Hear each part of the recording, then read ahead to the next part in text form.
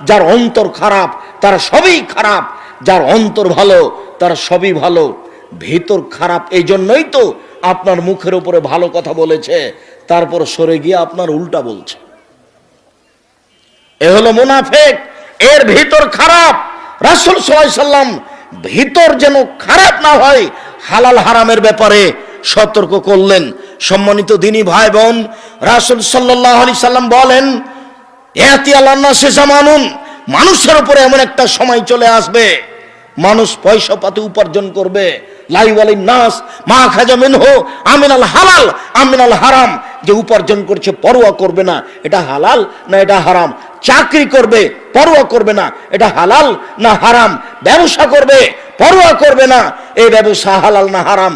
আমি আব্দুর রাজ্জাক বিন ইউসুফ বলছি, আমার জানা অনুপাতে বাংলাদেশের মাটিতে কোনো ইন্স্যুরেন্স বৈধ নয়।